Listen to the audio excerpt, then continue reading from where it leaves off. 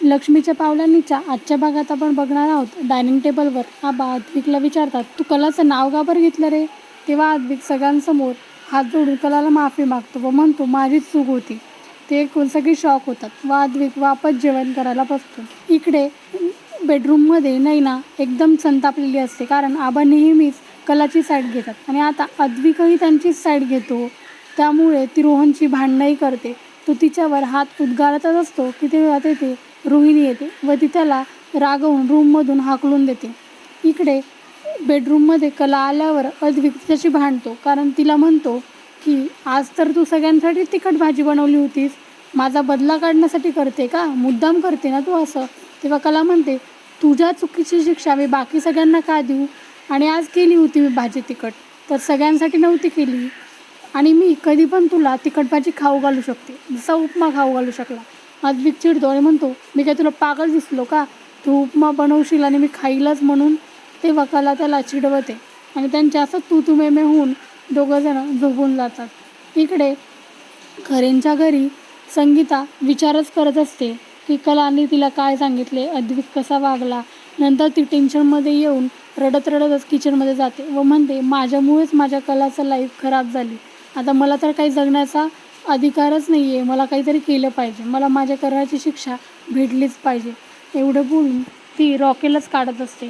तर दुसरीकडे कला झोपलेली असताना तिला अस्वस्थ वाटते, म्हणून ती मंदिरात जाते व देवघरात जाऊन ती देवाला म्हणते, देवा आज कसं अस्वस्थ वाटतंय मला, प्लीज काही चुकीचं नको घडू देऊ.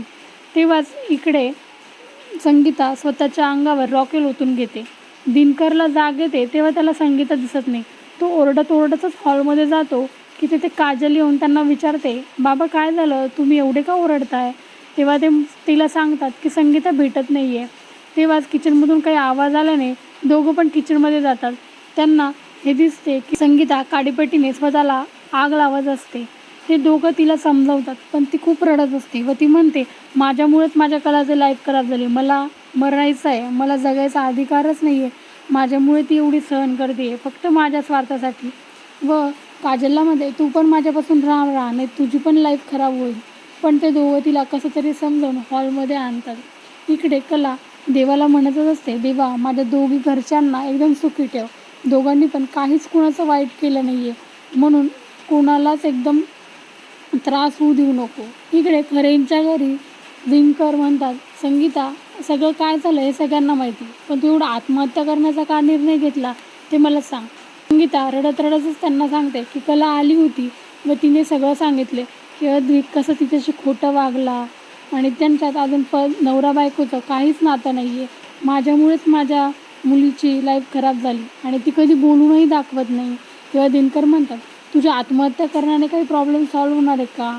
मग आपल्यालाच आपलं नीट करावं लागेल ना, असं बोलून ते सगळे विचारत असतात. इकडे कला रूममध्ये आल्यावर लाईट ऑन करते तेव्हा अद्विक तिला म्हणतो, घुबडासारखी काय रात्री का लाईट लावून फिरतेस तू? लाईट बंद कर, मला उद्या खूप काम आहे.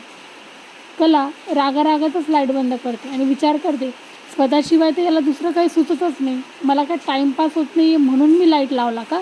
एवढं बोलून ती झोपायला चालली जाते. आजच्या भागात एवढेच. तर तुम्हाला काय वाटते, संगीता निघेल का डिप्रेशनमधून बाहेर, की अजून काही असंच वाकडं पाऊल उचलेल? हे मला कमेंट करून नक्की कळवा. आजचा भाग आवडला असेल तर चॅनलला लाईक, शेअर आणि सबस्क्राईब करायला विसरू नका. थँक्यू.